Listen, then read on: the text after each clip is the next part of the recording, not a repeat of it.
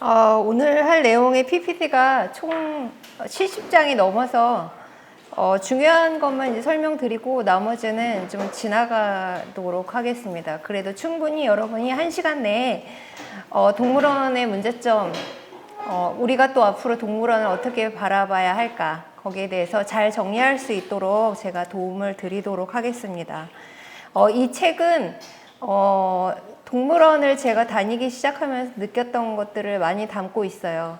그러니까 전 세계 동물원의 역사, 그리고 우리나라의 동물원이 뭐가 문제가 있는지 이런 것들을 쭉 정리한 책들이거든요. 그러니까 이 책 한 권으로 아마 대략 동물원을 파악하는데 큰 어려움은 없을 거라고 생각합니다.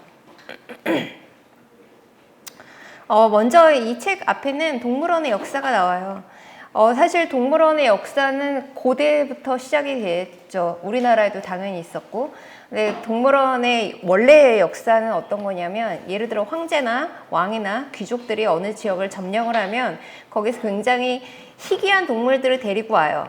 그래서 그 희귀한 동물들을 데리고 있을 만큼의 어떤 권력을 가진 사람, 이런 권력을 어떤 상징하는, 자랑하는 그런 일들을 하는 존재밖에 안 됐던 거죠. 그러니까 이 동물들은, 외국에 있는 희한한 동물들을 왕이나 귀족이 살고 있는 궁전이나 이런 데 정원에다 놓고 자기만 보고 즐기는 거예요. 아무도 그런 희귀한 동물들을 함부로 소유할 수는 없었거든요. 그래서 예전에 그 박지원의 열하일기에 보면 청나라에 갔을 때 그 황제가 소유하고 있었던 코끼리들을 구경하던 그 장면들을 막 적는 게 있어요. 굉장히 희한한 동물인 거죠. 그런데 코끼리를 소유할 수 있는 거는 황제나 소유할 수 있는 것이지 아무나 소유할 수는 없었거든요. 그런데 그런 동물들을 데려온 역사가 사실은 굉장히 잔인했을 거라고 우리는 추측할 수 있어요. 왜냐하면 그쪽 지역에 살고 있는 동물들을 강제로 데리고 온 거니까. 그런데 이게 이제 본격화되고 산업화되기 시작한 건 사실 제국주의 시대부터였어요. 여러분들 다 제국주의는 알고 계시죠? 이 자본주의가 너무 발달하는 과정에서 자본이 축적되고, 그 다음에 자원도 필요하고, 그 다음에 노동력이 필요했기 때문에 다른 지역을 침략을 하게 됐는데, 제국주의를 처음에 주도적으로 했던 거는 아무래도 서구 열강들이죠. 어느 지역을 주로 가게 됐어요. 아시아나 아프리카 지역이고, 그 아시아나 아프리카 지역은 사실 열대 지방이죠, 대부분이. 그러니까 자원도 풍부하고 싼 노동력도 많았지만 거기엔 굉장히 희귀한 동물들이 많았기 때문에 이 동물들을 데려오기 시작한 거, 대규모로. 그 시대가 이제 제국주의 시대고, 본격적으로 우리가 알고 있는 주라고 하는 것이 만들어진 시기가 돼요. 그런데 이게 어떤 방식으로 데려오게 되었는지는 그 책에 보면 자세히 나오는데, 예를 들어 그 당시에는 이 동물들을 복지에 맞게 운송하는 방법이나 이런 걸 잘 몰랐기 때문에 동물들을 한꺼번에 포획을 해서 그냥 기차에다 때려 넣는 거예요. 그러니까 막 코뿔소, 코끼리 막 300마리, 500마리 이렇게 때려 넣어서 기차를 타고 이제 유럽까지 가는 거죠. 그럼 유럽의 항구에 딱 도착해서 보면 한 반 정도가 죽어 있는 거나 이런 일들이 막 굉장히 비일비재했어요. 그리고 사냥하는 방법도 굉장히 잔인했고, 그래도 그 중에 반이 살아남아도 그 동물들이 유럽에 오면 굉장히 큰 돈이 됐기 때문에 이런 근대 제국주의 사회 이후에 유럽이나 미국을 중심으로 해서 이런 주라는 것이 만들어졌어요. 그런데 이게 굉장히 한 200년간에 있었던 일을 지금 5줄로 딱 요약을 한 건데, 이게 이제 20세기 넘어가기 시작하면서 우리가 전 세계적인 역사에서 2차 대전을 굉장히 중요한 어떤 시기라고 보거든요. 2차 대전 이후가 되면 전 세계적으로 여러 가지 부문운동도 많이 생기죠. 여성운동, 환경운동, 이런 운동들이 많이 생겨나게 되는데, 그 중에 한 분파가 뭐냐면 환경운동이에요. 환경운동이 1960년대부터 서구에서 굉장히 많이 활발하게 되었어요. 그렇게 되다 보니까 환경운동 하는 사람들의 입장에서 보면 서구에 있는 굉장히 많은 동물원들이 이게 완전히 자연을 파괴하는 형태인 거죠. 그래서 환경단체의 본격적인 공격을 받기 시작한 게 이제 1970년대부터예요. 그래서 서구에서는 1970년대부터 이런 방식의 동물원이 옳지 않다라는 논의가 굉장히 활발하게 돼요. 이 이전의 동물원들은 뭐냐면 그냥 시멘트 바닥에 작은 창살에다가 동물들을 가둬놓고 사람들이 구경하는 형태예요. 그런데 처음에는 그게 신기했을지 모르겠는데 시간이 지나고 동물학이나 혹은 동물복지나 이런 의식이 서구에서도 많이 발전하다 보니까 사람들의 의식이 변한 거죠. 이런 동물들을 이렇게 가둬놓는 건 너무 잘못된 거지 않나? 동물복지에 안 맞는 거 아닐까? 이런 시각이 굉장히 발달하기 시작하면서 동물원 자체가 변화를 하기 시작해요. 그래서 육상동물을 주로 데리고 있는 동물원과 해양동물을 가지고 있는 수족관이라는 것이 전문화되기 시작하고, 그 다음에 동물원과 수족관들도 우리가 이런 부정적인 어떤 공격을 받느니 긍정적인 형태의 동물원과 수족관을 한번 생각해보자, 이런 움직임들이 나타나게 돼요. 그래서 동물원 수족관 협회라는 것이 만들어지게 되는데, 이거는 각 지역마다 있어요. 세계 동물원 수족관 협회도 있고, 유럽 동물원 수족관 협회도 있고, 그 다음에 미국 동물원 수족관 협회도 있어요. 당연히 우리나라에도 한국 동물원 수족관 협회가 있는데, 이 동물원 수족관 협회는 동물원과 수족관이 모인 곳이잖아요.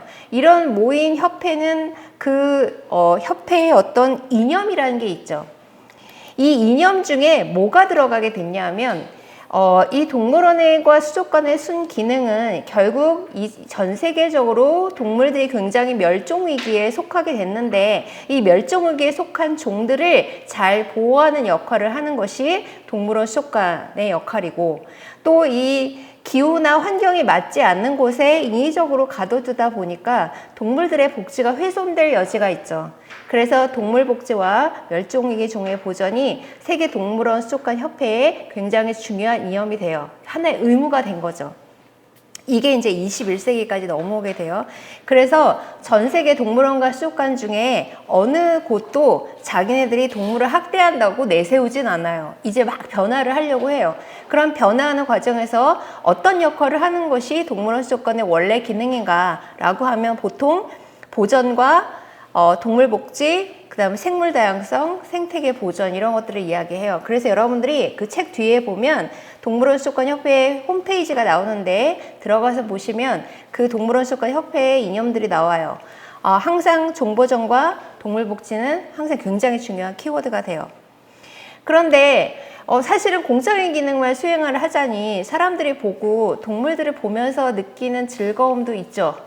여러분들도 다 동물에 대해서 호기심이 있잖아요. 그리고 우리가 어떤 존재를, 내가 아닌 어떤 존재를 되게 좋아하거나 사랑하거나 존중하게 되려면 사실 그 동물을 좀 알아야 돼요.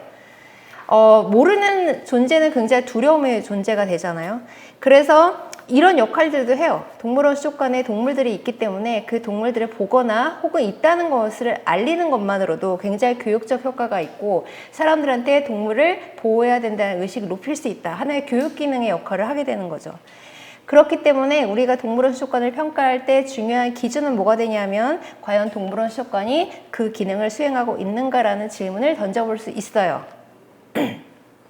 자, 그런데 사실 여기에 나오는 단어들은 상당히 추상적인 단어들이에요. 그쵸?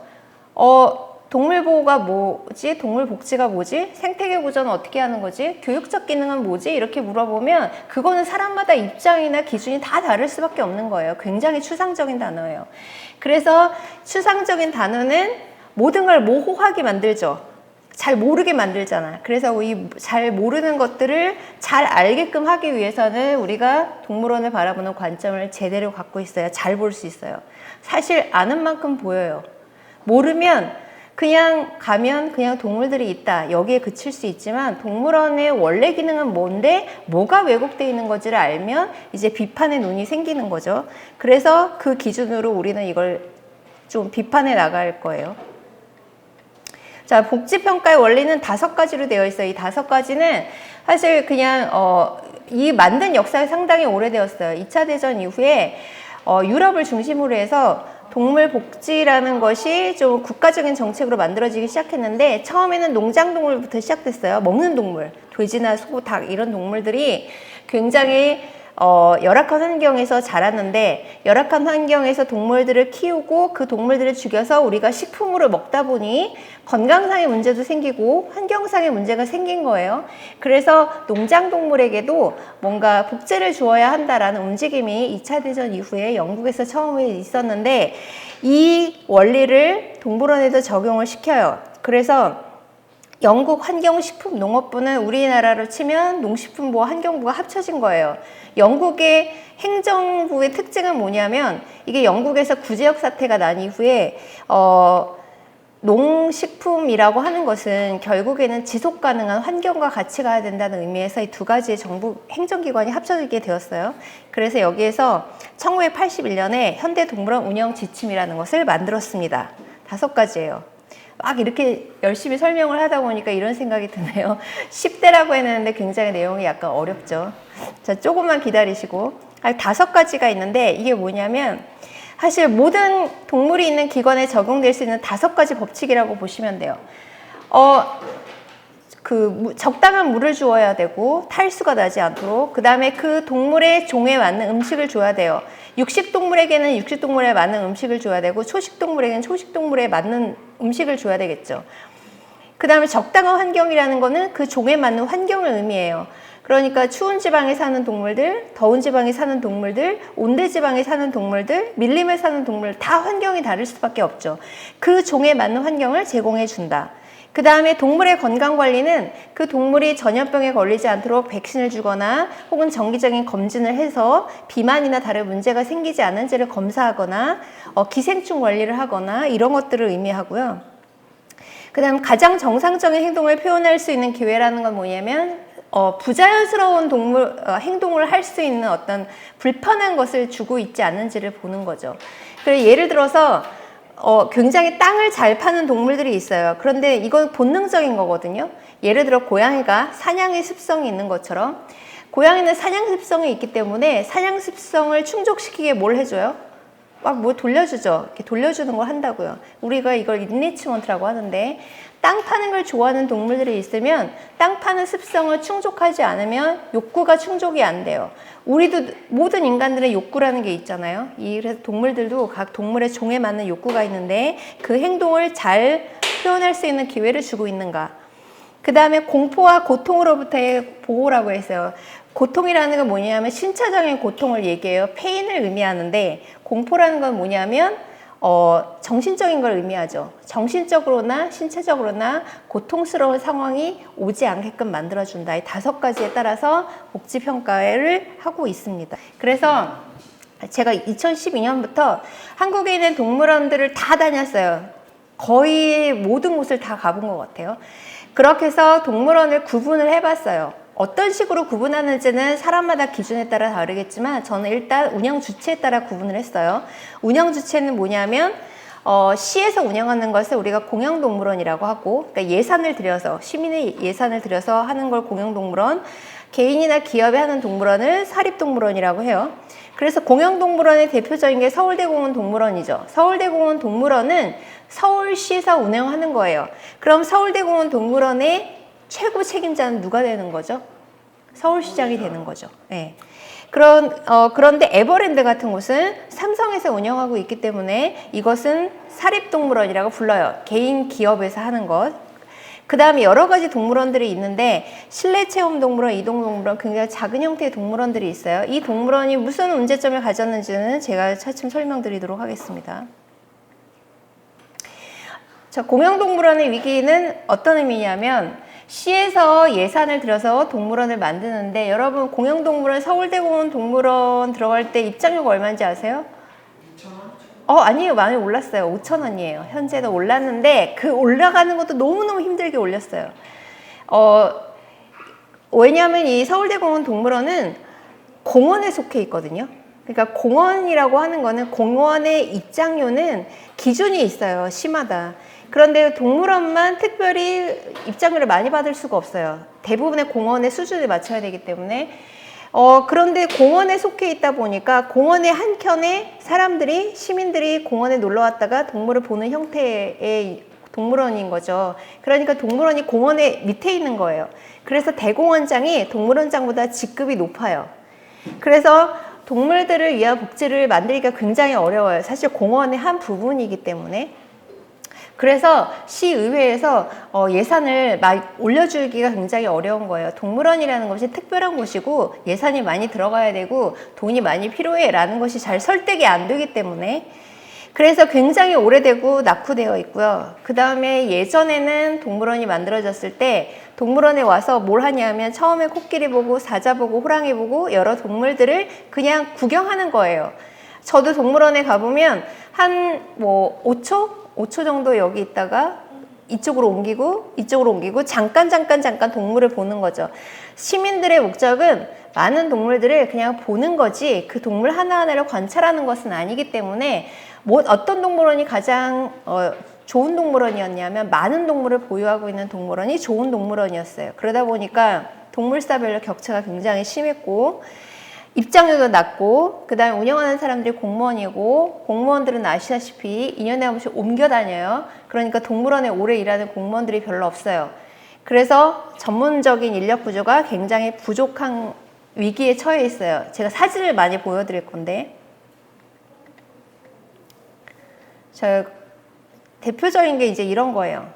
이건 이제 광주동물원에 있는 침팬지인데 혼자 살아요. 얘는 하루 왼쪽 혼자 사는 거예요. 침팬지는 고등동물에 속하고 고등동물에 속하는 동물 중에 주로 중요한 동물들을 제가 책에다가 몇 종류를 써놨어요. 침팬지 오랑우탄 같은 동물들도 있고 그 다음에 코끼리도 있고 돌고래가 있어요. 이런 동물들은 자의식이 있다고 해요. 그럼 자의식이라는 게 뭐냐면 나는 누구인가를 안다라는 거는 너와 내가 다르다는 걸 아는 거죠. 이걸 구분할 수 있는 동물을 우리가 자의식 있는 동물이라고 해요. 예를 들어서 그 쇼단에서 탈출한 코끼리들이 사람들 죽이고 이런 사건들이 가끔 이제 그 뉴스에 나오거든요. 해외 토픽에 막 조련사를 죽이는데 충동적으로 죽이는 게 아니라 의도적으로 죽여요. 그러니까 복수하는 거죠. 어떤 사례는 자기를 학대했던 조련사를 기억하고 있다가 찾아가서 막 죽이는 경우들이 있어요. 그게 뭐냐면 우리도 뭔가 상처를 받거나 누구한테 학대를 당하면 그 기억이 오래가 있죠. 내가 피해를 입었고 내가 힘든데 나를 힘들게 한 타인까지도 기억하는 거잖아요. 이거를 자의식이 연속되었다라고 하는데 이걸 우리가 자의식이라고 해요. 그러니까 일반적인 다른 동물들하고 좀 다른 거죠. 고등의식을 가지고 있는 동물인데 이런 동물들에게 가장 치명적인 게 뭐냐면 사실 굶주림보다 외로움이에요. 이런 동물을 한 마리씩 키우는 건 굉장히 위험한 거예요. 예를 들어 독방에 사람을 수십 년간 가둬놓는 거랑 똑같은 거거든요. 그런데 지금 이런 동물들이 공영동물원에 굉장히 열악한 형태의 한 마리씩 살고 있는 경우들이 상당히 많이 있어요. 이게 일단 큰 문제점이고 그 다음에 이거는 제가 2012년 여름에 찍은 거예요. 우리나라의 현재 북극곰은 한 마리도 없어요. 이미 다 죽었는데 제가 이거를 찍으면서 너무 충격받았던 게 뭐냐면 이거는 지금 8월 달이었고요. 당시 30도가 넘는 진짜 찌는 무더위였는데 얘가 밖에 나와 있는 거예요. 밖에 왔다 갔다 이제 하고 있는데 여기 보면 약간 털 색깔이 좀 이상하죠. 북극곰은 하얘야 되는데 약간 초록빛깔을 띠고 있어요. 초록빛깔을 띠는 이유는 뭐냐면 이 북극곰은 굉장히 추운 지방에 살도록 진화되었기 때문에 털이 이중으로 되어 있거든요. 근데 이제 털과 털 사이에서 온도가 상온 한 10도 이상이 올라가게 되면 여기 녹조가 끼기 시작해요. 그러니까 푸릇한 게 몸에 보이기 시작하면 벌써 얘는 건강 상태가 일단 안 좋은 건데 얘가 왜 이렇게 밖에 나와 있는지 안에는 에어컨을 틀어놨는데 얘가 안을 들어가지 않는 거예요. 근데 왜 안 들어가는지를 여쭤보니까 얘하고 같이 있었던 짝꿍 남자가 있었는데 얘가 이제 2012년에 죽었어요. 죽고 나서 얘가 실내로 안 들어가기 시작한 거예요. 그러면서 자기 짝꿍이 죽었던 실내에서 뭔가 트라우마가 생긴 거겠죠. 그러니까 얘가 30도가 넘는 바깥에 계속 나와 있는 거예요. 이런 걸 제가 굉장히 많이 봤어요. 그래서 제가 우리나라에서 북극곰이 과연 있어야 할 환경이 되는가, 기후 환경 자체가 되지가 않는다는 거죠. 그리고 북극곰은 북극에서도 하루에 굉장히 수십 킬로를 걸어 다녀요. 그러니까 행동 반경이 굉장히 넓은 동물이에요.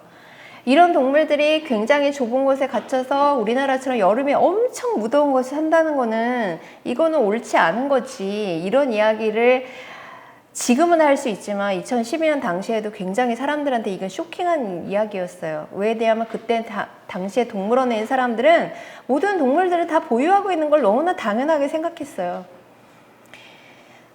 그래서 이제 한두 마리씩 죽기 시작해서 작년에 그 통키라고 하는 에버랜드의 마지막 북극곰이 죽은 이후에는 우리나라에 현재 북극곰이 없어요. 아마 수입되기도 굉장히 어려울 거라고 생각해요. 자, 이제 동물원에 가면 기린이 이런 행동을 하는 걸 볼 수가 있어요. 여기 보면 막 뭔가 핥고 있죠. 쇠 막대기를 이제 핥고 있는데, 그 서울대공원 같은 그런 동물원에 가면 이렇게 큰 벽, 높은 벽이 있고 기린이 그쪽을 왔다 갔다 하고 있는데, 가끔 보면 막 벽을 이렇게 핥고 있는 게 나와요. 이게 뭐냐면 정형행동이라고 해요. 스테레오타입 비헤이버라고 하는데, 스테레오타입이라는 건 뭐냐면 뭔가를 계속 강박적으로 하는 행동을 의미하거든요. 고정되어 있는 강박적인 행동인데, 그러니까 의식적으로 하는 행동이 아니라 무의식적으로 어떤 행동을 계속 반복하는 행동을 의미해요. 이걸 우리가 정형행동이라고 하는데, 고등동물들은 대부분 하고요. 동물원에 있는 고등동물들도 하고, 실험실에 있는 동물들도 하고요. 하다못해 펫숍에 있는 동물들도 해요. 혹시 펫샵이나 번식장 같은 데 가면 그 개가 요만한 케이지에서 막 뱅글뱅글 도는 거를 혹시 보셨는지 모르겠는데, 그걸 정형행동이라고 해요.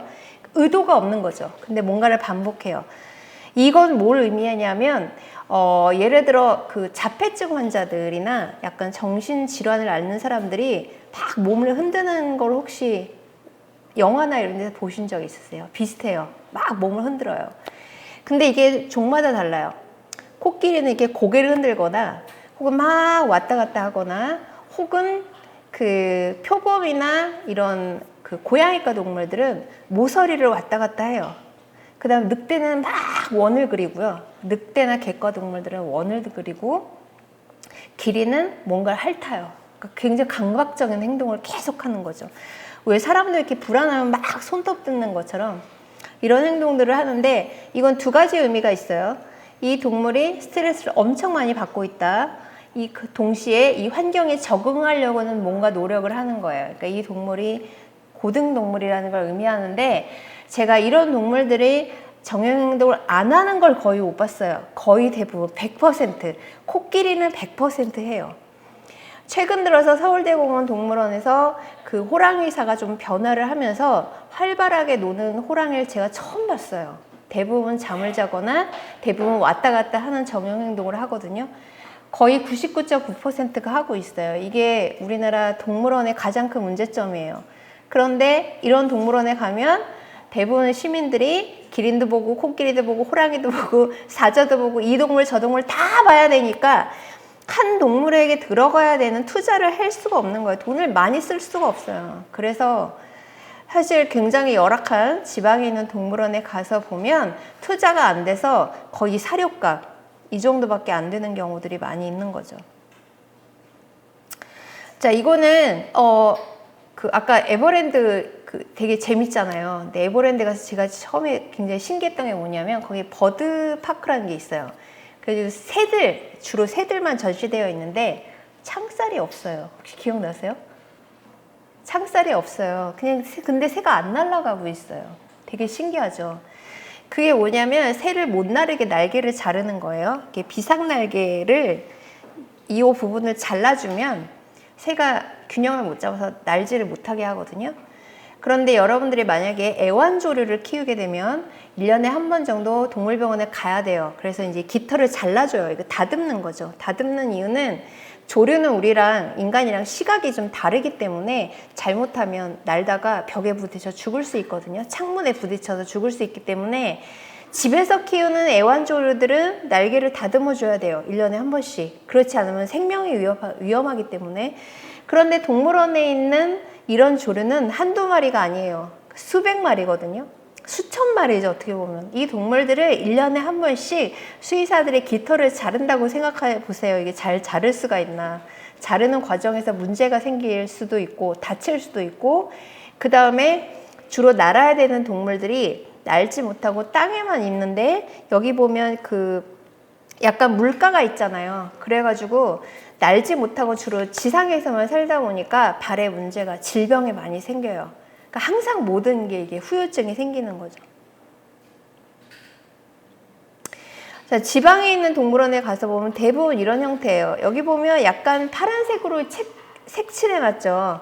제가 지방 그 동물원에 있는 예산 상황을 이렇게 보면 이 동물의 집을 개조하거나 리뉴얼 하기 위해 쓸 돈이 없기 때문에 뭐만 쓰냐 하면 도색을 해요.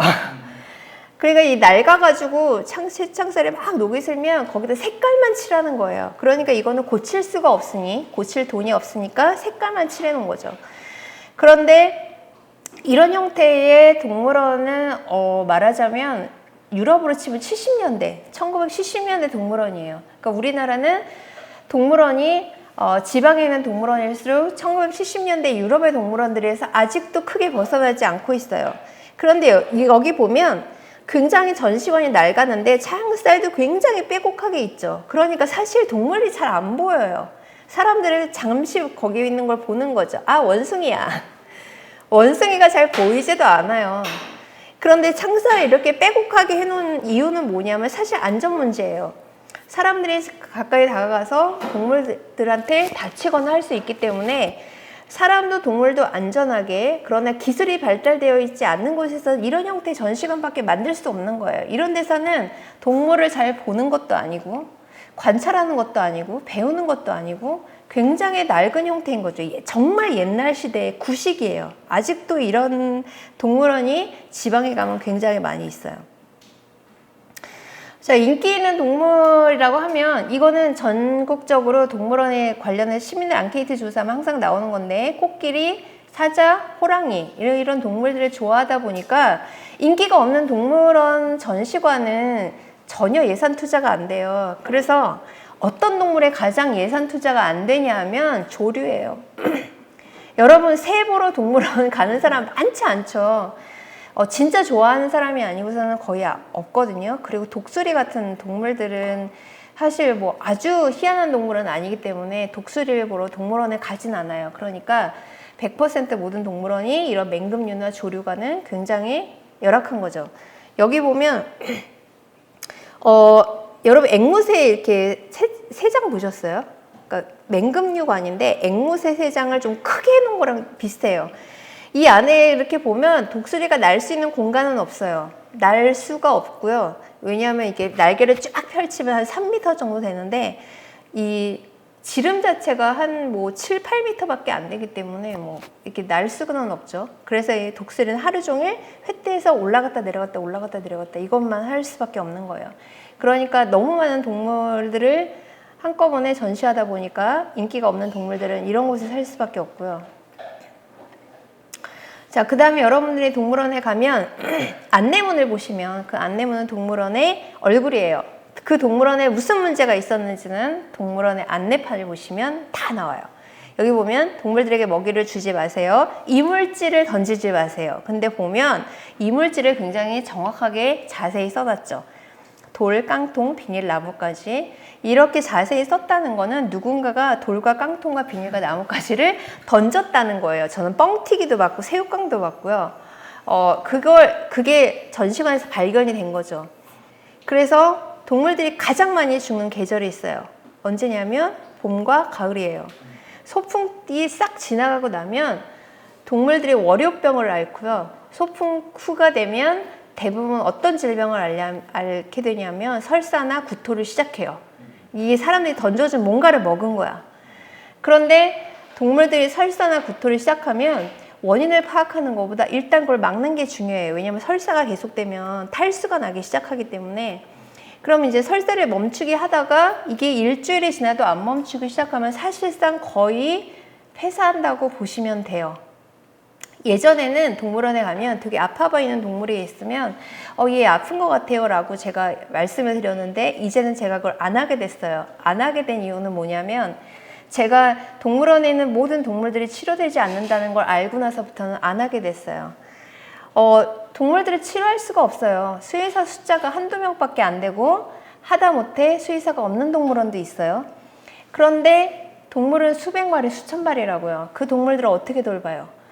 아이들이나 뭐 관람객이 굉장히 많이 오고 나서 그 다음날 갑자기 수십 마리의 동물들이 설사를 시작하고 구토를 하는데 이거를 한두 명의 수의사들이 돌보기 시작하다 보면 제대로 못 돌보는 경우들이 생기죠. 그래서 이 동물의 회생 가능성이 없거나 되게 아파 보이기 시작하고 관람객이 얘 아픈 것 같아요 라고 이야기하면 얘는 전시할 수가 없기 때문에 얘는 뒷방으로 가는 거예요. 뒷방이 다 있어요. 그럼 이 뒷방에서 이제 시름시름 앓다가 죽는 거죠. 자, 이제 예산이 적다 보니까 뭐가 있냐면 이런 걸 보시면 이제 저는 보면 보여요. 이제 너무 많이 가봐서 여기 보면 벽화를 그려놨죠. 지방동물원에 가서 보면 이런 벽화가 되게 많아요. 이런 벽화는 왜 그렸을까요? 그쵸. 나무를 심어야 되는데 돈이 없어서 나무를 못 심기 때문에 벽화를 그렸는데 이것도 예쁜 벽화가 아니에요. 그 지방에 있는 어떤 자원봉사자를 시켜서 공짜로 이제 그리는 거니까 그림도 조잡하고 이 동물에게는 아무 의미가 없어요. 제가 봤을 때는 이 호랑이에 가장 필요한 게 뭘까요? 나무, 숲, 그 다음에 좀 몸을 숨길 수 있는 곳. 야생동물들은 다른 종의 눈길을 가장 무서워해요. 다른 종이 자기를 계속 쳐다보면 굉장히 스트레스를 받아요. 그래서 외국의 유명한 동물원을 가보면 그런 게 있어요. 동물이 잘 보이지 않아요. 그런데 거기 푯말이 있어요. 지금 동물이 자고 있습니다. 깨우지 말라는 거죠. 근데 우리나라에서는 그런 표지판도 없고 안내판도 없기 때문에 막 깨우는 사람들 많아요. 뭐 던져가지고. 이 책의 맨 마지막에 보면 동물원이라는 다큐멘터리가 있는데 그 다큐멘터리를 보면서 제가 너무 화났던 장면이 있는데 거기 이제 청주동물원이 나오거든요. 그 호랑이 전시관 앞에서 사육사가 이렇게 그 돌을 이렇게 집어서 버려요. 이게 뭐 하는 거냐면 돌이 있으면 사람들이 이걸 던지거든요. 이게 치우는 거예요. 굉장히 많아요. 사람들이 뭘 던지는 심리에는 뭐가 있냐면 여러 가지가 있는데 전시관이 되게 잘 돼 있고 동물이 되게 행복해 보이고 이러면 사람들이 되게 좋은 태도를 보여요. 근데 전시관이 되게 열악하고 되게 잘 안 돼 있는 거야. 그러면 뭔가 가지고 던지거나 이런 행동을 하는 사람들이 굉장히 많아요. 뭐 찌르고 던지고 이런 일들이 많이 생기는 거죠. 이런 것도 마찬가지죠. 안내판을 보면 손가락을 넣지 마세요 이렇게 돼 있어요. 손을 넣지 마세요. 그래서 이런 곳에 가서 물어보면 반드시 이전에 사고가 났었던 곳이에요. 재규어가 있는 곳인데 손가락을 넣지 마세요라고 되어 있죠. 근데 실제로 부상 입은 사건이 있었고요. 자, 개인동물원의 문제점은 뭐냐면 기업 비밀 때문에 사실 자료 공개 안 되는 게 굉장히 많고 그 다음에 예산이 주어지는 게 아니기 때문에 오직 관람객이 낸 돈만으로 여기를 운영해야 되기 때문에 굉장히 관람객의 수준에 따라 수준이 결정될 우려가 굉장히 높아요. 사람들은 호기심이 있기 때문에 멀리서 동물을 보는 것보다 가까이서 보는 걸 더 좋아하고요. 가까이서 보는 것보다는 만져보길 원하죠. 여러분 호랑이 만져보신 적 없잖아요. 그쵸? 근데 만져보고 싶은 기회가 있으면 만져보고 싶은 생각이 들 수도 있어요. 그쵸? 그래서 지금 동남아시아 같은 데 가서 보면 그 호랑이랑 같이 사진 찍는 혹은 맹수와 사진 찍는 곳이 있어요. 그거 굉장히 선전 많이 하거든요. 그런데 맹수하고 어떻게 사진을 찍을까요? 어떻게 그게 가능할까요? 사실은 진정제나 안정제 놔주는 거예요. 혹은 마약을 먹이는 경우도 있어요. 그러니까 얘가 해롱해롱 되는 거죠. 그래서 사람들이 이런 거를 굉장히 좋아하게 되면 여기에 맞춰가지고 공연이나 체험이 만들어질 우려가 상당히 높아요. 자, 제가 사파리 이야기를 할게요.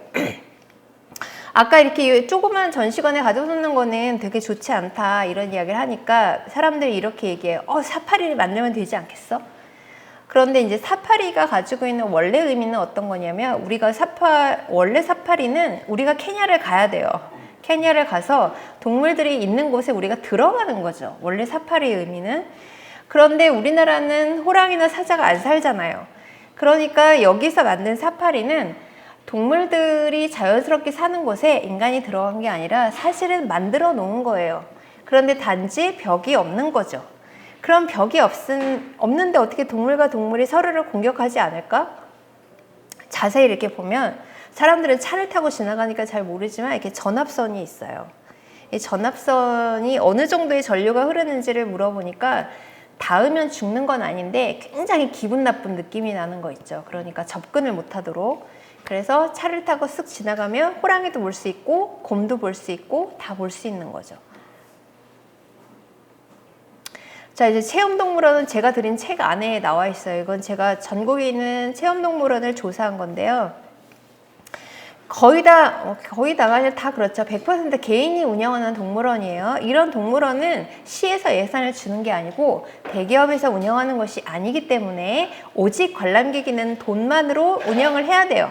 그러니까 관람객이 굉장히 자극적인 거, 이런 거를 좋아하는 거를 맞춰서 이제 사업을 하는 거죠. 여기 문제점은 뭐냐면 가면 먹이를 팔아요. 당근이 있고 뭐 해바라기 씨 같은 게 있는데 이런 먹이를 사람들이 사서 1,000원이나 2,000원 주고 사서 들어가서 이제 동물들한테 먹이를 주는 거예요. 어떤 문제점이 있을까요? 오직 한 가지 물건만 팔아요. 여기는 굉장히 많은 동물이 있는데 당근 하나를 팔아요. 그럼 당근을 먹으면, 당근은 사실 대부분의 동물들이 먹어도 큰 탈이 없는 것이긴 해요. 그런데 문제는 얘는 하루 종일 당근만 먹어야 된다는 거죠. 첫날은 괜찮아요. 둘째 날도 당근만 먹어요. 셋째 날도 당근만 먹어요. 계속 한 가지 음식을 계속 먹다 보면 어떤 문제가 생기냐면 영양 불균형이 오는 거죠. 얘네들은 당장에 죽지 않아요. 왜냐하면 굶는 건 아니거든요. 죽진 않지만 이렇게 영양 불균형이 오면 만성적인 질병에 걸릴 확률이 굉장히 높아요. 왜냐하면 면역력이 굉장히 낮아지게 되거든요. 이런 동물원들이 사실 대부분 수의사가 없기 때문에 아까 제가 말씀드렸던 문제점이 그대로 나타나요. 먹다가 오늘 갑자기 배가 아파서 설사를 시작하는데 얘는 설사를 하는데 동물원에 수의사가 없어. 그러니까 얘는 뒷방에 보내. 그 직원들이 바쁘니까 얘 이따가 병원 데려가야지. 그러다가 언제 데려가요? 그날 병원문 닫으면 그날 병원에 못 가는 거고 그 다음날 가야 되는 거고, 한 마리 아픈 때 한 마리 데려가는 것보다 두세 마리 아플 때 같이 데려가면 되지 않아? 이렇게 기다리다가 한 마리 죽고 두 마리 죽고 세 마리 죽고 이렇게 되는 거예요. 자, 그리고 여기는 이 먹이주기 체험이 처음 시작된 동물원이에요. 제가 이것도 가서 뭘 주는지 자세히 가서 탁 사진을 포착한 건데, 먹이 받아주는 곳이 이렇게 구멍이 뚫려 있죠. 그러면 사람들이 이 음식을 사가지고 구멍에 이렇게 쓱 넣어줘요. 근데 위험하지 않겠어요? 구멍에다 손가락을 넣는 건데. 그래서 제가 이렇게 손가락 집어넣어 봤거든요. 어느 정도 들어가나? 어른 손가락도 들어가니까 애들 손가락은 당연히 들어가겠죠. 그래서 이거 분명히 사고 날 거야 라는 생각이 드니까 분명히 사고가 난 적이 있어요. 그래서 이제 동물원에서 뭐라고 붙여놨냐면 사고가 날 당 조심하세요. 사고가 나면 관람객의 책임입니다. 이렇게 붙여놨어요. 왜 그걸 붙여놨냐면 나중에 법정 소송에 걸리면 경고문을 붙였느냐 붙이지 않느냐에 따라서 이게 손해배상의 차이가 나기 때문에 붙여놓은 거죠. 그런 걸 붙여놓은 이유는 분명히 사고가 났었던 거고 소송이나 이런 문제가 생겼기 때문에 붙인 거예요. 사실 위험할 수밖에 없죠. 손가락을 넣는 거기 때문에. 여기서 먹이를 받아먹는 동물들은 정말 다양해요. 저는 사자호랑이도 봤어요. 그리고 이제 뭘 주는지를 봤는데 과일뿐만이 아니라 여기 보면 이렇게 녹색으로 돼 있는 거 보이세요? 이거 보면 맥주집 가면 주는 안주예요, 안주. 과자예요. 과자를 주고 있어요. 이런 거를 지금 원숭이한테 주고 있는 거예요. 얘네들은 100% 설사할 수밖에 없을 것 같아요. 결국에는 이제 질병에 걸릴 수밖에 없거든요. 자, 이것도 위험한 것 중에 하나죠. 이렇게 철창이 있고 아이들이 이제 토끼한테 이제 당근을 주는 건데 토끼도 이빨 굉장히 세거든요. 물면 굉장히 아프고 다칠 수도 있어요. 제가 그래서 다친다, 이거 위험하다, 제가 하도 뭐라 하니까 이제는 어떤 방식이 등장하기 시작했냐면 위에서 아래로 떨어뜨려 주는 게 등장하기 시작했어요. 사고가 나니까 생기기 시작한 거죠. 자, 이거는 제가 갔을 때 굉장히 좀 웃겼던 동물원 중에 하나예요. 이 동물원은 한 가지만 주면 안 된다는 것까지는 알아요. 동물 종마다 줘야 되는 먹이가 다르다는 것까지는 알아요. 그래서 뭘 파냐면 사과와 밀럼과 당근을 팔아요. 근데 여러분, 이거는 상식이에요. 내가 동물원에 놀러 왔는데 사과와 밀럼과 당근 세 가지의 컵을 들고 동물원은 어떻게 돌아요? 사도 이거 귀찮은 짓이거든요. 귀찮으니까 나중에는 어떻게 되냐면 얘가 밀럼만 먹어야 되는데 사과를 주고, 사과를 줘야 되는데 밀럼을 주는 일이 생겨요. 사람들은 동물원에 와서 고민하지를 않는다고요. 여기 공부하러 온 게 아니거든요. 규칙이 복잡해지기 시작하면 여기는 문제가 있어요. 여기 보면 당근 절대로 금지라고 되어 있죠. 사과와 밀법만 주세요. 이게 전 시간마다 다 다르게 붙어 있어요. 이렇게 복잡한 먹이주기 체험을 하다 보면 사람들이 반드시 실수를 하게 돼 있다는 거죠. 자, 여기 보면 외부 음식 반입 절대 금지라고 되어 있죠. 사람들이 외부 음식을 주고 있다는 뜻이고요. 여기 보면 집에서 들고 온 채소 이렇게 돼 있어요. 누군가가 좋은 마음으로 집에서 채소를 가지고 오셔서 주고 있지만 이 채소를 먹으면 건강에 굉장히 나쁜 거죠. 사과, 당근, 당근이 아닌 사과를 주세요. 손 조심이라고 되어 있죠. 손이 누군가가 다친 거예요. 이런 안내문을 보면 이 동물원이 가지고 있는 문제점을 잘 볼 수 있어요. 이게 바로 사자에다가 고기를 팔아요. 맹수 먹이주기 체험을 하고 있어요. 이 구멍에 사람 손이 쑥 들어가는 구멍인데 이 위험하지 않겠어요? 정말 아찔아찔하거든요. 얼마 전에도 작년에 뽀롱이 사건이 나긴 했는데 제가 이 동물원에 문이 이중문인지 다 봐요. 이중문 당연히 아니에요. 철문 하나만 부시고 나오면 사람도 공격할 수 있어요. 자, 그 다음 만지기 체험이에요. 만지기 위주로 하는 동물원이 있고 먹이주기 위주로 하는 동물원이 있는데 만지기 체험에서 문제점은 뭐냐면요. 제한이라는 게 없어요. 한 사람이 몇 마리의 동물을 만질 수 있다라던가 아니면 한 동물에 몇 사람이 만질 수 있다라는 제한이 없기 때문에 이 사람들은 대부분의 사람들이 많이 체험을 하고 뭔가 신기한 체험을 해야 많은 관람료를 받을 수 있죠. 사실 이런 데 가면 10,000원에서 15,000원 정도 관람료를 내고 들어갔기 때문에 사람들 심리는 되도록이면 많은 동물을 만지고 싶어 해요. 설사 만지고 싶지 않다 하더라도 이 사람들은 만지도록 자꾸 권유를 해요. 제가 이런 데 들어가면 관람료 예고 들어가면 저는 만진다는 이야기 안 했는데 막 그 아저씨가 들고 와요. 만지라고 해서 괜찮다고 만져보라고. 그래서 이제 요거 마우스 한번 딱 만지고 지나가면 그 다음에 뱀 들고 막 오세요. 도마뱀 들고 얘도 만져보라고. 괜찮다고. 아니 만져라고. 근데 제가 제일 충격받았던 장면 중에 하나는 뭐냐면 아이들 중에 뱀을 만지는데 거부감이 없는 애들도 있지만 여러분 뱀 만지고 싶어요? 뱀 무서운 동물이잖아요. 일단 무섭게 생겼잖아요. 그런데 자꾸 만지라고 해요. 근데 애는 만지기 싫어요. 싫어 이러는데 엄마가 얘 손을 잡고 만지라고 이러면서 뭐라 그러냐면 너 여기 오는데 얼마 들었는지 알아? 이러는 거예요. 저 약간 그 장면에서 충격받았어요. 엄마는 본전을 생각하죠. 여기 올 때 몇만 원 냈으니까 네가 얘도 만져야 되고 얘도 만져야 되고 이런 거예요. 그런데 문제는 한 동물을 만지는데 정말 수십 명의 사람들이 와서 만지는 거예요. 그래서 제가 도대체 이 뱀 만지기 체험에서 몇 명의 사람들이 한 번에 만지는지를 봤거든요. 근데 줄을 섰는데 60명의 사람들이 줄을 섰어요. 그래서 다 만지는 거예요. 이 뱀이 얼마나 싫겠어요. 그래서 한 50명, 60명까지 왔는데 사육사의 얼굴이 이제 벌써 안 좋은 거야. 이 뱀의 행동이 뭔가 이제 신경질 내는 행동을 하는데 뱀이 두려움을 느끼거나 공포감을 느끼면 이렇게 또아리를 틀거든요. 근데 뱀이 막 또아리를 틀어요. 그러니까 사육사가 이제 안 된다고 이제 거부를 하더라고요. 그러니까 분명히 동물들도 많은 스트레스를 받고 있을 거예요.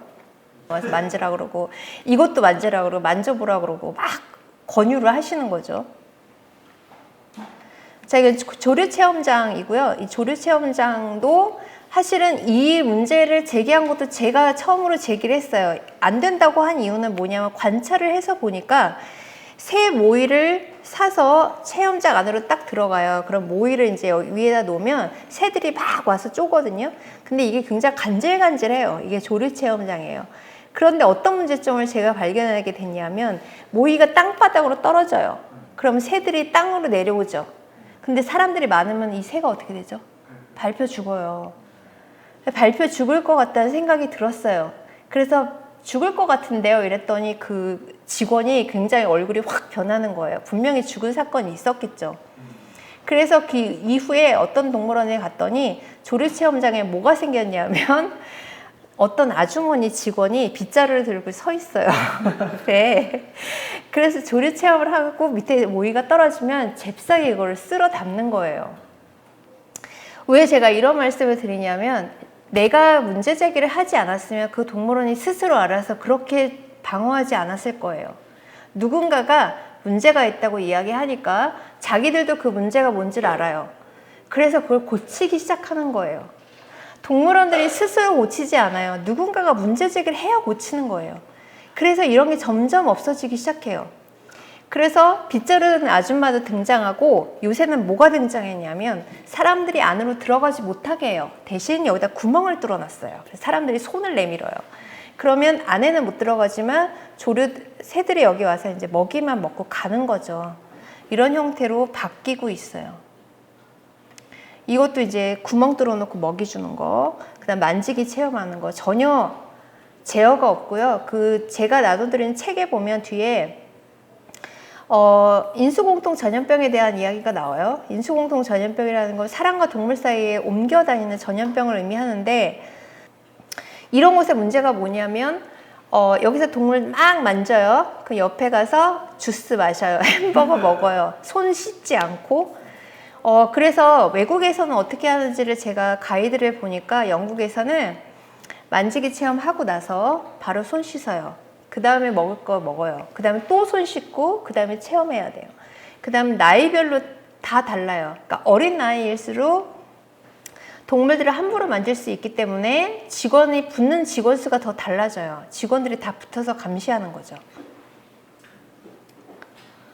자, 그 다음에 최근 들어 동물원이 가진 문제점은 뭐냐면 동물을 엄청 여기다 버리고 가기 시작해요. 제가 많이 버리지 않나요? 이렇게 물어보니까 예를 들어 이런 거예요. 어저께 분명히 거북이가 3마리였는데 다음날 아침에 와서 보니까 5마리로 늘었어요. 누가 이제 와서 쓱 놓고 가는 거죠. 개, 고양이는 물론이고 이런 작은 동물들도 굉장히 많이 버리고 가기 시작했어요. 자, 그 다음에 길고양이가 많아지기 시작하면서 길고양이를 이제 아이들이 주물럭주물럭 이제 만지는 거죠. 이런 것도 체험, 무한 체험. 길고양이의 무한 체험. 그래서 애들이 너무 괴롭히니까 들어가서 이제 나오질 않고 있는 거예요. 이런 것도 있고, 그 다음에 이동동물원의 문제인데요. 이동동물원의 문제는 이 동물들을 데리고 유치원에 유아원 가서 체험하는 거예요. 그러니까 아이들은 동물원에 오지 않아요. 어떤 회사에 전화하면 이 이벤트 회사 같은 데서 이런 이동동물원을 연결을 시켜줘요. 그래서 이 사람들이 동물을 데리고 유치원에 가는 거죠. 그러니까 아이들은 이 동물들이 어디서 왔는지는 몰라요. 그래서 이동동물원이라는 곳이 어떻게 운영되는지를 제가 가서 보려고 실제로 현장을 가보니까 정말 시골 촌구석의 비닐하우스, 잘 찾을 수도 없는, 한 11시 넘어갔는데 문이 열지도 않았어요. 왜냐하면 사람들이 그 동물원에 와서 보는 건 아니거든요. 그 동물들은 이벤트용이기 때문에. 그래서 들어가서 보면 대부분 이렇게 굉장히 열악한 원숭이가 어마어마하게 작은 곳에 개도 있고 이런 원숭이도 있고 이런 애들은 여기 살다가 어떤 행사가 있으면 이제 가는 거죠. 이건 이제 코아티라고 하는 동물인데 코아티가 체험용으로 많이 쓰이고 멸종위기종이 아니다 보니까 체험용으로 많이 쓰이고 있어요. 그 다음에 얘네들의 번식도 되게 잘 되거든요. 자, 이게 바로 그 손 넣는 그거예요. 들어가지 않고 하는 조류 체험장이고 제가 하도 뱀 만지게 하지 마라, 스트레스 받는다 이런 잔소리를 많이 해서 이 동물원은 새로 생긴 동물원인데 뱀 체험을 할 때 뭐냐면 하루에 2번만 하고 아이들을 뽑아요. 퀴즈를 내서. 그래서 퀴즈를 맞추는 아이들 한 2~3명만 만지게 하도록 하고 대부분은 뱀에 대한 생태를 설명하는 걸로 그치게 되어 있더라고요. 저는 이런 변화가 제가 이야기하지 않았으면 절대로 변하지 않았을 거라고 생각해요. 이것도 이제 라쿤이고요. 누가 이제 이런 말씀을 하시더라고요. 동물들이 스트레스를 받으면 야생동물들이 동물원에서 번식을 안 해요. 그래서 번식이 되게 어려워요. 그래서 지금 있는 멸종위기 종이 번식이 잘 안 됐을 경우에 우리나라에 100년 후에 동물원에 동물이 없을지도 모른다. 이런 이야기를 하시거든요. 요새는 수입도 굉장히 어렵고. 근데 제가 봤을 때 라쿤은 있을 것 같아요. 라쿤을 전시하는 곳이 너무 많아지고 있는데 문제는 이런 라쿤들이 버려지거나 유기되었을 때 이게 광견병 전파에 굉장히 위험할 수 있어요. 그래서 전염병 예방을 위해서도 이 문제를 해결해야 되는데 아직 그 제한이 전혀 없기 때문에 큰 문제가 되고 있습니다. 자, 이것도 이제 그 새로 생긴 그 동물원인데 이게 뭐냐면 고무장갑 같은 걸 나눠줘요. 제가 하도 그 모기를 여기다 넣었을 때 손가락이 다칠 수 있다. 이런 이야기를 너무 많이 하고 다니니까 이 사람들이 뭘 생각했냐면 고무장갑을 만들어서 애들한테 나눠줘요. 이걸 끼고 먹이를 주면 이제 물리지 않는다는 거죠. 자, 이동동물원의 이 대부분 뱀이 이런 곳에 이제 살고 있는 거죠. 유치원이나 유아원에 가면 아이들이 이제 그 뱀을 보고 이 뱀이 어떤 환경에서 살고 있는지를 잘 모르는데 사실 대부분 이런 곳에 살아요. 여러분, 자연에서 뱀은 이런 곳에 살지 않습니다. 거의 상자각이에요, 상자각. 그 다음에 이런 곳에 가면 마우스나 햄스터를 되게 많이 키워요. 왜 키울까요? 먹이를 주려고. 아, 네, 먹이를 주려고요.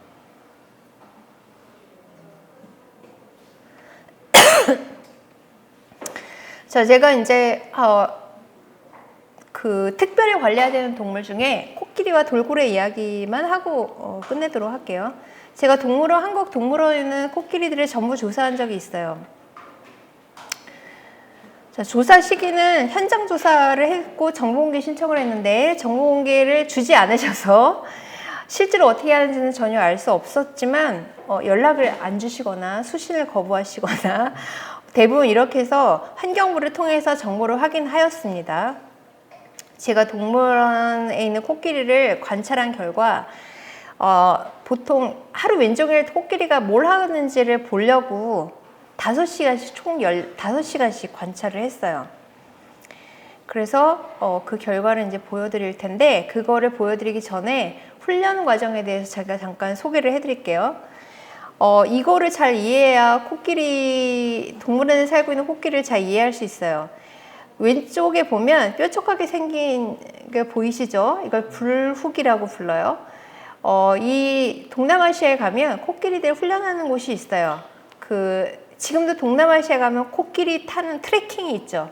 이 트레킹을 하는 그 조련사들이 가지고 다녀요. 이렇게 뒤에 이렇게 꽂고 다니는 건데, 예를 들어 이 덩치가 크고 이런 코끼리를 오른쪽으로 가게 만들고 왼쪽으로 가게 만들고 뭔가 자기 뜻대로 움직이게 만들려면 훈련을 시켜야 되는데, 어렸을 때 되게 좁은 곳에 가둬놓고 막 좀 항문이나 혹은 뭐 눈 옆이나 이런 데 막 찔러서 완전히 복종시키는 훈련을 해요.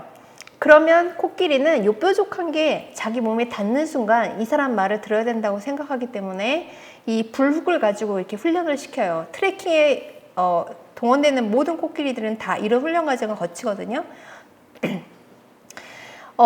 그런데 이런 훈련 과정을 거치는 거는 동물원에 있는 사육사하고 코끼리하고 가깝게 지냈을 때 사육사가 자기 몸을 지키기 위해서 이런 걸 사용하는 거예요.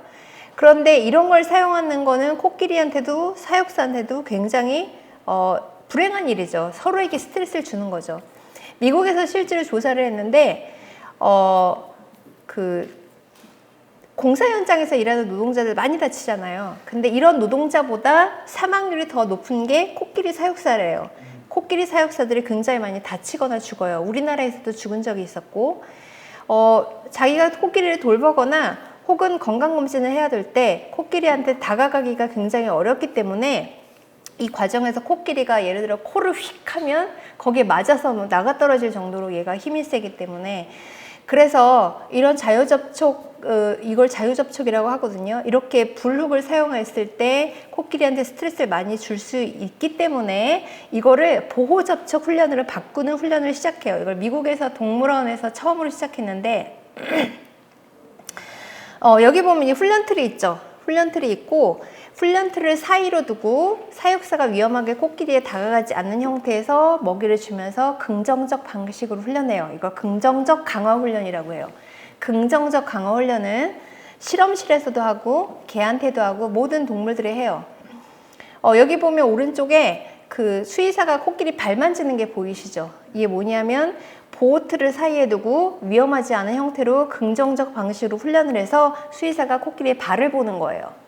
왜 코끼리의 발을 보는 게 굉장히 중요하냐면 코끼리는 굉장히 몸무게가 많이 나가잖아요. 2톤에서 3톤 정도 나가는데 이 코끼리가 운동을 하지 않고 좁은 콘크리트에 있는 곳에 갇혀서 살다 보면 무슨 문제가 생기냐면 관절에 문제가 생기고요. 발에 작은 상처가 나도 박테리아 감염으로 큰 문제가 생길 수 있어요. 그래서 매일매일 발을 봐줘야 되는데 이런 잔인한 도구를 사용하지 않고 매일매일 발을 보기가 굉장히 힘들죠. 그래서 코끼리한테 스트레스 주지 않고 사육사가 위험하지 않게 하는 이런 보호접촉 훈련을 실시하라는 이야기를 수도 없이 했지만 우리나라에서는 전혀 실시하지 않고 있다가 2014년부터 도입이 되기 시작했어요. 이 이야기는 뭐냐면 2014년 이전에 우리나라 한국에 있는 동물원의 코끼리들은 건강검진을 한 번도 받은 적이 없어요. 그래서 이 오른쪽에 있는 사진은 2015년도에 전주에 있는 그 코순이라고 하는 코끼리 발을 검진하기 위해서 이 훈련 방법을 알려주려고 벨기에 출신 수의사가 방문했을 때 제가 찍은 사진이에요. 왼쪽에 있는 사진은 서울대공원에서 2마리의 코끼리가 스리랑카에서 온 적이 있는데 당연히 그 당시까지만 해도 서울대공원 동물원 코끼리들도 건강검진을 해본 적이 없거든요. 그런데 스리랑카에서 코끼리 2마리가 오면서 이 코끼리를 훈련시킬 방법이 없기 때문에 이 스리랑카에 있는 사육사가 같이 왔어요. 계약을 해서. 그런데 이 사람이 이걸 사용하고 있는 거예요. 그래서 당시에 서울대공원 직원들이 약간 깜짝 놀랐거든요. 코끼리를 이런 방식으로 훈련시키는 걸 보고. 그래서 이렇게 훈련시켰다가는 코끼리도 위험하고 사육사도 위험하지 않겠냐. 그래서 이 사육사가 스리랑카로 돌아간 이후에 서울대공원에서 보호접촉 훈련을 시작했어요. 그래서 이제는 건강검진을 할 수 있지만 이걸 하고 있지 않은 동물원이 상당히 많이 있어요. 우리나라 동물원 코끼리들의 가장 큰 문제점은 뭐냐면 건강검진을 하고 있지 않다라는 거, 그 다음 너무나 좁은 곳에서 너무나 무료하게 살고 있다는 거죠. 여기 보면 이게 이제 대구동물원의 코끼리 2마리인데요. 이게 암수 1마리씩 있어요. 사람들이 우리나라에 코끼리 들여올 때 코끼리의 생리를 모르니까 암놈 하나, 순놈 하나, 인간처럼 부부처럼 살면 된다고 생각해서 데리고 오지만 코끼리는 원래 그렇게 사는 동물이 아니에요. 코끼리는 태어나서 무리를 이루는데 목의 중심으로 이뤄요. 할머니, 엄마, 이모, 그 다음에 아이들 이렇게 다녀요. 그러면 수컷 코끼리는 어떻게 되냐? 나이가 들면 독립을 해요. 그렇게 해서 수컷 무리들끼리 다니거나 혹은 혼자 다니거나 이렇게 다니거든요. 이런 형태는 돌고래랑 똑같아요. 돌고래들도 대부분 그래요. 돌고래들도 가족끼리 모여 있다가 수컷은 일찍 독립을 하는데 그럼 수컷 혼자 다니냐? 자기하고 맞는 수컷 무리들을 찾아요. 그래서 이건 좀 인간이랑 비슷하지 않나요? 인간도 왜 남자들끼리 몰려다니잖아요. 수컷 돌고래들끼리 막 몰려다녀요. 그러면서 그 중에 누군가가 짝을 만나면 돌고래들한테는 그런 게 있대요. 평생 우정을 나누는 단짝 친구들이 있대요. 그래서 이제 단짝 친구가 암컷을 만나게 되면 다른 단짝 친구가 둘이 이제 번식하는 과정에서 밖을 지켜주는 거야. 이런 우정을 나누는 경우들도 많이 있고, 그 다음에 이제 구애하는 장면들도 보면 사람도 선물을 주잖아요. 수컷 코끼리가 인간은 남자가 여자한테 구애할 때 뭐 선물 주잖아요. 그것처럼 수컷 돌고래가 해초 같은 걸 이렇게 주둥이에다 이렇게 걸었다가 암컷한테 딱 주거든요. 근데 암컷이 그걸 딱 받으면 구애를 받은 거예요. 인간이랑 되게 비슷하죠. 그런 면에서 코끼리도 사실 그렇게 목의 중심으로 살기 때문에 여자들은 같이 모여 살게 해주고 수컷 코끼리는 약간 독립적으로 살 수 있게 해줘야 되는데 이렇게 암수를 1마리씩 이렇게 키우는 거예요. 그런데 약간 대면대면한 관계라는 걸 발견한 게 뭐냐면 암컷이 실내로 들어가면 수컷이 나와요. 그다음에 수컷이 들어가면 암컷이 나와요. 그래서 서로 약간 대면대면하게 지내는데 여기 보면 땅을 되게 팠잖아요. 이 땅을 왜 팠을 것 같아요? 되게 심심하니까 판 것 같아요. 제가 봤을 땐. 여기는 놀이 공간이 하나도 없어요. 놀 수 있는 공간도 없고 나무도 없고 그 다음에 코끼리들은 모래 목욕하는 것도 좋아하는데 이런 것도 하나도 없는 거죠. 여기 아무것도 없잖아요. 얼마나 무료하겠어요. 자, 그래서 제가 암컷 코끼리의 발을 이제 관찰을 해보니까 여기 보면 오른쪽하고 왼쪽하고 두께가 약간 다르지 않나요? 왜 달랐을지를 제가 상상을 해봤어요. 이 코끼리들은 건강검진을 받은 적이 없고 발을 본 적이 없기 때문에 어딘가가 발이 불편한 거야. 그러니까 한쪽 발에다가 힘을 더 실게 되니까 근육량이 달라지게 된 거죠. 이 동물원도 전혀 건강검진을 하지 않았어요. 이 코끼리도 부산에 살고 있는 수컷 코끼리 혼자인데 혼자 다니니까 맨날 할 일이 없어서 왔다 갔다 하면서 이제 풀 뜯고 이러는 장면들이에요. 자, 그래서 제가 외국 사례들을 찾아봤습니다. 미국 동물원 수족관 협회에 있는 기준과 우리나라의 코끼리들을 기준을 비교를 해보니까 물론 방사장 크기도 굉장히 작지만 어떤 차이가 있냐면 면적 구성에 필요사항들이 있어요. 흙이나 모래나 풀이 필요하고요. 긁기를 할 수 있는 바위도 필요하고요. 그 다음에 발에 문제가 생기지 않게 실내 배수도 잘 돼야 되고요. 그 다음에 코끼리가 우열관계가 있기 때문에 잘 관리할 수 있는 능력도 필요하고요. 여기 보면 일상적인 발 관리를 위한 명문화된 규약이라고 되어 있죠. 매일 관리를 하고 있는지를 서류로 쓰라는 이야기예요. 이걸 가지고 있는지 실행의 증거를 공개해야 한다. 우리나라는 당연히 건강검진도 안 하고 발 관리 안 하는 곳이 많기 때문에 이런 서류도 있을 가능성이 거의 없죠. 자, 향후 방향은 면적도 확대해야 되고 전시관도 개선해야 되고 여러 방향 필요한 것들이 많이 있습니다. 그 다음에 2인 1조 사육사 안전관리 규칙 의무화는 뭐냐면요. 우리나라의 그 맹수나 이런 위험한 야생동물들을 사육할 때 반드시 2명이 들어가게끔 하고 있는 것을 아직도 지키고 있지 않은 곳이 굉장히 많이 있어요. 자, 그래서 제가 돌고래 이야기만 하고 넘어가도록 하겠습니다.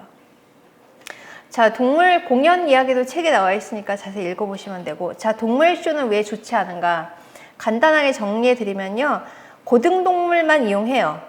여러분 거북이 가지고 동물쇼를 할 수는 없어요. 말을 못 알아듣거든요. 그러면 어떤 동물쇼가 제일 재밌을까요? 가장 똑똑한 동물이 하는 거. 제가 모든 동물 공연을 다 봤는데요. 돌고래쇼가 제일 재밌어요. 왜 재밌냐면 너무 똑똑해 얘네들이. 공연의 난이도가 다른 동물과 비교할 수가 없어요. 그래서 돌고래가 귀엽게 생겼고 그 다음에 공연을 워낙 잘하니까 이 돌고래쇼가 인기를 얻었는데 이 돌고래쇼가 이용되는 과정은 사실 우리가 잘 몰랐죠. 2009년도 이전에는 돌고래쇼가 어떤 과정을 통해서 만들어졌는지를 전혀 몰랐는데 그 과정을 알고 나서부터 돌고래 쇼는 옳지 않다라는 여론이 많이 생기게 된 것 같아요. 모든 공연에는 고등동물만 할 수 있어요. 이용할 수 있어요. 왜냐하면 훈련이 먹혀야 되기 때문에. 그런데 문제는 고등동물들은 생각을 한다는 거예요. 조련사가 뭔가를 시켜요. 시켜야 먹이를 줬는데 조련사도 인간이거든요. 그리고 이 조련을 해서 이 사람은 먹고 살아요. 이게 생업이에요. 그런데 이 동물이 말을 안 들어요.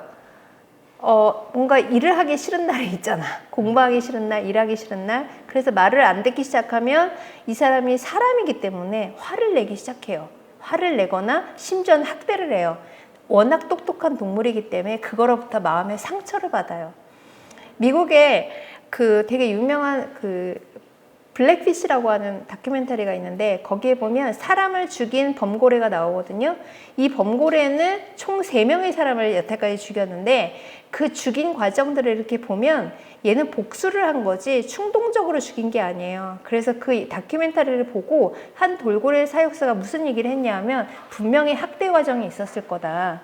학대라는 게 얘를 막 패고 때리고 이런 것뿐만이 아니라 말로 모욕을 했던 어떤 방식으로 줬든 뭔가 상처를 줬는데 이 고래들은 그걸 기억을 하는 거예요. 그래서 마음의 상처를 받게 되죠. 이 조련사들이 이 돌고래들을 훈련시킬 때 어떤 방식을 하냐면 3마리를 놓고 훈련을 시켰어요. 근데 1마리가 안 따라했어. 그러면 벌을 얘만 줘야 되죠. 근데 그렇게 하지 않아요. 전부 굶겨요. 그러면 그 다음날 어떤 일이 벌어지냐면 그 전시관에 딱 들어가면 그 못했던 그 돌고래 몸에 상처가 보여요. 이게 뭐 의미하냐면 나머지 돌고래들이 얘를 괴롭힌 거야. 왜 괴롭혔냐면 네가 못해서 우리도 굶었잖아. 이런 방식으로 훈련을 시켜요. 그러니까 그런 것들이 쌓이고 쌓이면서 조련사를 공격하는 일들이 생기는 거죠. 그런데 하루에 몇 번씩 공연을 해야 되고 이런 걸 통해 생업을 이어가기 때문에 근본적으로 이걸 막기가 굉장히 힘들다라는 거예요. 역시 코끼리도 마찬가지고요.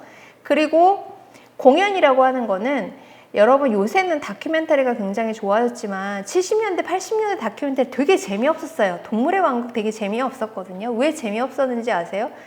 동물의 생태와 인간의 생태가 다르기 때문이에요. 새가 막 날아가요. 그럼 그거를 표범이 막 구경해요. 뭔가 물소를 잡으려고 사자가 막 뛰어가고 있어요. 그런데 관찰을 하고 뛰어가죠. 그 과정이 굉장히 오래되고 길기 때문에 사람들은 그게 지루한 거예요. 사람들이 보고 즐거울 때는 언제 즐겁냐면 사람만이 할 수 있는 뭔가 독특한 행동을 사람이 하지 않는 동물이 했을 때 즐거움을 느끼는 거예요. 자전거를 태우거나 뭔가 공을 던지거나 농구를 하거나 이거는 동물들이 하지 않는 행동인데 그거를 사람들이 하는 행동을 동물에게 시켰을 때 쾌감을 느끼는 거죠. 그거를 굉장히 이용하는 거기 때문에 부자연스러운 행동을 시키게 되는 거라서 근본적으로는 복지에 굉장히 치명적일 수 있다 이렇게 볼 수 있습니다. 자, 제가 돌고래를 가두는 것은 공평한가라는 질문을 가끔 던지는데요. 이 공평성이라는 거는 이런 거예요. 그 2009년도까지는 돌고래들이 어떻게 잡혀오는지를 모르고 있었는데 돌고래들이 워낙 똑똑하기 때문에 수족관 내에서 번식이 잘 안 돼요. 새끼를 잘 못 낳아요.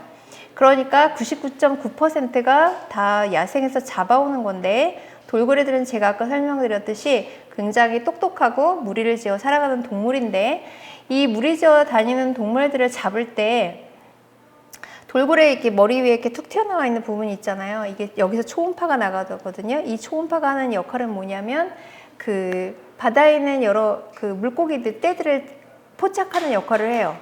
그러면 이 포착하는 역할을 하는 초음파를 이용해서 어떻게 어부들이 잡냐면 바닷속에다 긴 막대기를 집어넣고 막 흔들면 이 돌고래들이 지나가다가 헷갈려요. 이게 물고기 떼인지 뭔지. 그래서 막 우왕좌왕하고 있을 때 어부들이 이 돌고래들을 보트를 쫙 몰아요. 해안으로. 그 다음에 해안가로 돌고래들이 막 모이게 되면 거기다 그물을 쳐놓고 돌고래 수백 마리들이 잡혀있을 때 엄마 아빠인 큰 돌고래들은 다 죽이고 새끼는 잡아가는 거예요. 이 새끼를 잡아서 훈련을 시킨 게 돌고래 쇼장으로 이제 팔려가는 거거든요. 이거를 이전 9년도 전까지는 몰랐어요. 그런데 이제 미국에 그 돌고래 쇼를 했던 그 조련사 출신의 릭 오벨이라는 사람이 이 돌고래, 자기가 돌보고 있던 돌고래들이 죽는 거를 보고 이 문제를 해결해야 되겠다 싶어서 어디서 잡혀오는지를 추적을 했죠. 그래서 이걸 다큐멘터리로 찍었어요. 그래서 일본에 있는 작은 어촌에서 돌고래들이 잡혀서 전 세계 수족관을 팔려온다는 걸 알게 됐어요. 그러니까 이 돌고래들은 어렸을 때 자기 엄마 아빠가 자기 눈앞에서 죽는 걸 이미 본 거고 그 충격을 받고 수족관에 잡혀왔는데 맨날 화랑만 먹다가 냉동고기를 주는 거예요. 이게 먹을 줄을 몰라요. 처음에는 이걸 먹어야 되는 건지. 그러다가 이거를 안 먹으면 내가 죽는다는 걸 알게 되는 순간 이걸 먹기 시작하죠. 그리고 조련사가 뭔가를 시켜요. 그걸 해야지만 이걸 먹을 수 있다는 걸 알아요. 이 돌고래들이 본능적으로 초음파가 나가는 그 생태를 가지고 있는데 워낙 수족관이 좁기 때문에 처음에는 어떤 현상이 벌어지냐면 초음파가 쫙 나갔다가 벽에 부딪히고 벽에 부딪히고 벽에 부딪히죠. 그러면서 뭐가 생기냐면 이명이 생겨요. 귀에서 윙윙윙 이런 게 생기거든요. 어떤 돌고래는 미쳐 죽고 어떤 돌고래는 우울증에 걸리고 어떤 돌고래는 여기서 어떻게든 자기가 살아남기 위해서 마치 독방에 갇혀있는 죄수처럼 이런 생활들을 계속 하게 되는 거죠. 그래서 왜 제가 공평하냐라는 질문을 던졌냐면 우리가 돌고래 쇼를 안 보면요 재밌는 거를 못 보게 되는 슬픔이 있죠.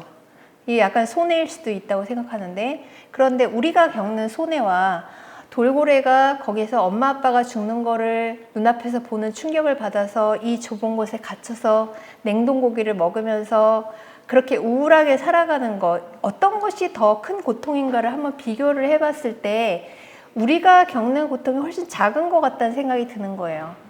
그래서 앞으로 이런 방식의 그 돌고래를 가둬서 하는 쇼는 좀 지양해야 되지 않을까, 그런 내용들을 제가 이 책에서 담았습니다. 사실은 굉장히 많은 내용들을 종합해서 하느라고 오늘은 딱 여기까지만 하고 이제 질문을 받도록 하겠습니다. 감사합니다. 네, 감사합니다.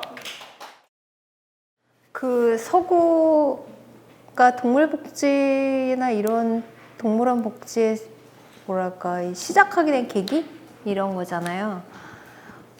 이거 굉장히 복합적인 것 같아요. 좀 냉정하게 봐서 서구는 잘 사는 나라니까 가능하게 되었던 것 같아요. 이제 경제적으로 어느 정도 안정화되고, 그 다음에 인간의 복지라던가 혹은 사회적 약자에 대한 복지가 문제가 막 제기가 되다 보니까 이제 약자가 확장이 된 거죠. 그리고 그걸 나눌 수 있는 여유가 좀 생겨서 가능했던 것 같고요.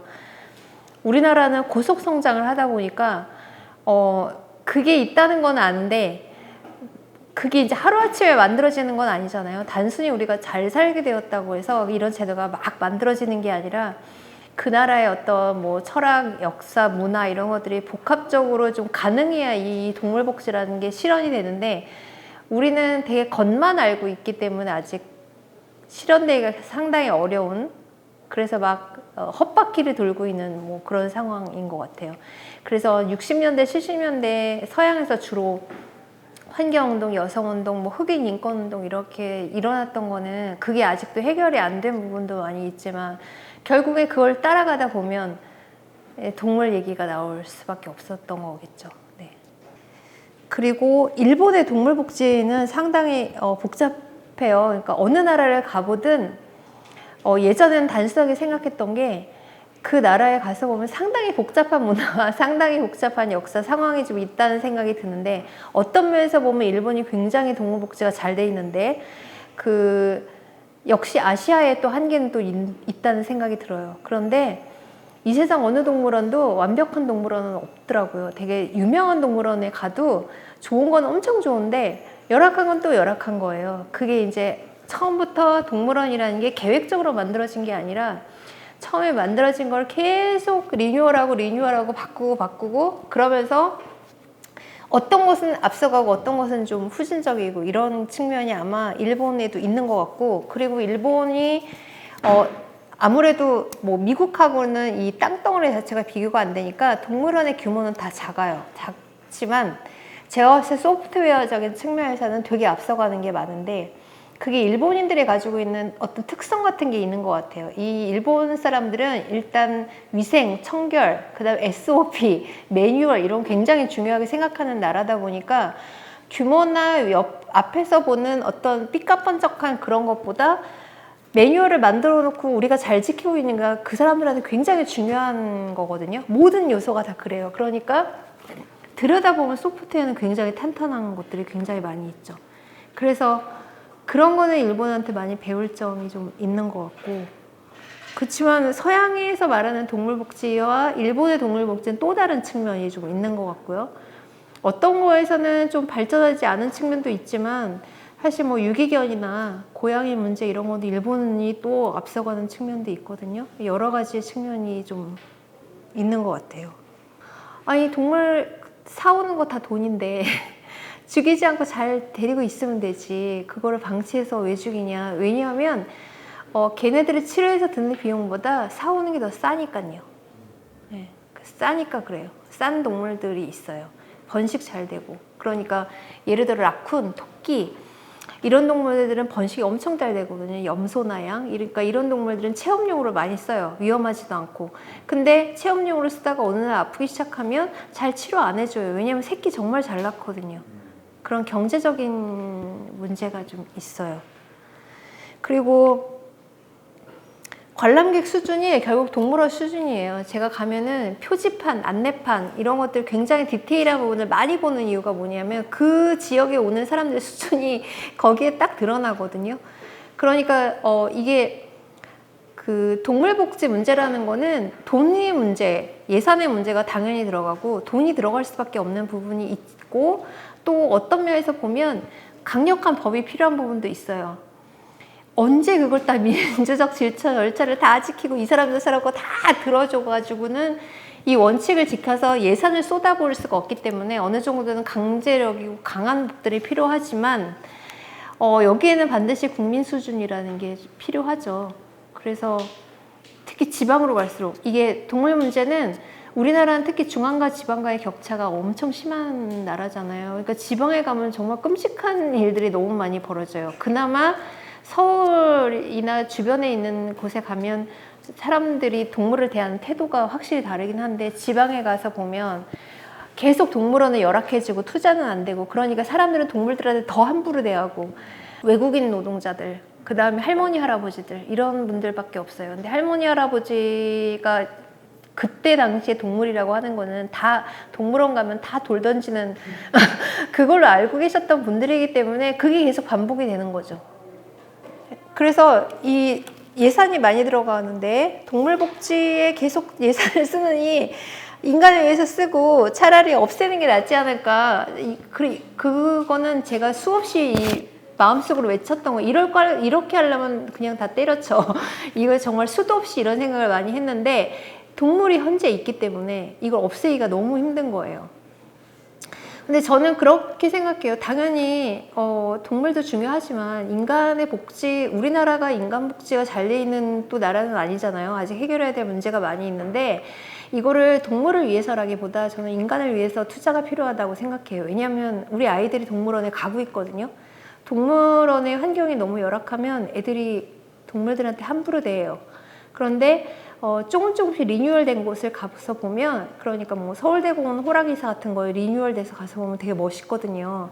거기 호랑이들이 이제 수영하는 거 좋아하니까 그 자연적인 그 바위도 다 자연산 바위 갖다 놓고 못을 되게 엄청 예쁘게 해놨어요. 그러니까 호랑이들이 막 놀아요, 거기서. 그거 보면 막 감탄하는 거예요, 사람들이. 그런 걸 보면서 아이들한테 교육적인 효과가 있다 이렇게 이야기해 줄 수 있는 거기 때문에 미래 세대를 위해서도 투자할 필요가 좀 있지 않을까? 그런 측면으로 접근했으면 좋겠어요. 동물들이 단순히 불쌍하다 이런 차원보다는. 자연으로 돌려보낼 수가 없는 경우가 많잖아요. 돌려보낼 자연이 없어요.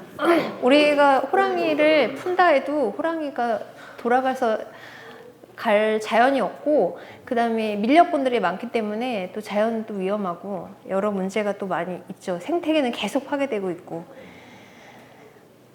그리고 이제 특히 이제 청소년들은 얘가 이런 상황인데 동물원을 가야 할까? 이렇게 물어보시는 분들이 많아요. 저는 동물들을 위해서 뭘 해라 이런 말은 하지 않아요. 제가 여러분들에게 부탁드리고 싶은 거는 공부 열심히 하셔서 이 사회를 이끄는 사람이 되셔야 돼요. 권력이 있어야 돼. 권력이 있어야 이걸 바꿀 수 있어요. 이거 정말 중요한 포인트입니다. 여러분들이 검사가 되시고 판사가 되시고 정치인이 되시고 중요한 인물, 사회에서 내가 한마디를 하면 나의 말을 사람들이 들을 수 있을 정도의 영향력을 가진 사람이 되면, 내가 여성 문제에 관심이 있으면 사람들이 나의 입을 통해서 여성 문제에 관심을 가지고요, 나의 입을 통해서 동물 문제에 관심을 가져요. 이거 굉장히 중요한 포인트라고 생각해요. 돌고래 문제도 박원순 시장이 관심을 가져서 제도리가 좀 이슈화된 것도 있잖아요. 굉장히 잘 잡았죠. 시장님이 아주 아이템을 잘 잡으셨죠. 그 오랑우탄들이 뭘 좋아하고 평소에 뭘 하는지를 이제 사육사가 설명해주는 부분들이 있거든요. 그런 거 보면 굉장히 경이로워요. 교육이라는 거는 결국 동물 복지가 잘 지켜져야 그게 교육이 되는 거지, 동물들의 생태를 왜곡시켜 놓고 그걸 교육이라고 말할 수는 없는 거죠. 그런데 이게 왜 안 지켜지냐면요, 정말 원인이 많이 있지만 사실 첫 번째는 동물 복지가 뭔지를 잘 몰라요. 한국인들한테 너무 이게 낯선 개념이에요. 그래서 우리나라의 전반적인 의식, 산업, 경제, 문화 이런 것들이 뭔가 지금 바뀌지 않으면 이 문제도 해결이 잘 안 될 것 같다는 생각이 들어요. 원칙이 있는데 안 지켜요. 이 굉장히 저도 풀고 싶은 문제 중에 하나인데, 저 코끼리가 건강검진을 못 받아요. 그럼 건강검진을 받을 수 있게 해줘야 되잖아요. 원칙이 있는데. 그런데 사람들이 100명 중에 99명이 핑계를 대요. 이 핑계 저 핑계 돈 문제. 나는 여기서 뭔가 새로운 제도가 생기면 할 일이 많아지니까 이걸 회피하는 사람들이 또 생겨요. 그래서 이게 동물 문제가 아니라 사람 문제가 되는 거예요. 사람과의 갈등이나 사람과의 문제를 해결해야 하지 않고서는 이게 해결이 안 되는 문제가 되더라고요. 그래서 이게 단순히 동물 문제가 아니라는 생각이 드는 거예요. 분명히 우리 사회에 어떤 문제들이 다 얽혀 있는 거라고 생각이 들고요. 당연히 저도 하려면 제대로 해야 된다 생각합니다. 그래서 정말 아무나 동물원을 할 수 있어요. 이건 정말 문제가 있거든요. 내가 동물만 가지고 있으면 돼요. 등록만 하면 되고 서류만 내면 아무나 동물원을 운영할 수 있어요. 이건 분명히 문제가 있고요. 이 세상 어느 서구에서도 아무나 동물원을 그렇게 서류 한 장 내고 하는 곳은 없어요. 다 공무원들이나 수의사가 와서 해도 되는지 안 되는지 허가증을 내주는 거죠. 내가 자격증이라는 게 있잖아요. 예를 들어 우리가 운전을 하려도 운전면허 자격증을 따잖아요. 그리고 그걸 갱신을 한다고요. 똑같아요. 동물원을 운영하려면 동물원을 운영할 수 있는 지식과 경험과 열정과 동물에 대한 애정, 그 다음에 시민에 대한 애정 이런 걸 가지고 있는 사람들이 운영해야 되고, 이 사람이 변했는지를 2, 3년에 한 번씩 가서 인스펙터들이 가서 봐야죠. 서구에서 어느도 우리나라처럼 하는 곳은 없어요.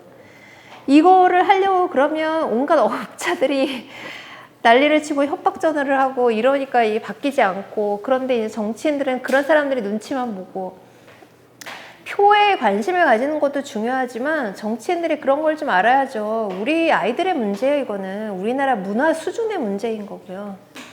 그 다음에 동물이 죽으면 어떻게 하냐면 장례식을 치르는데, 장례식을 하는 건 아니고 소각해요.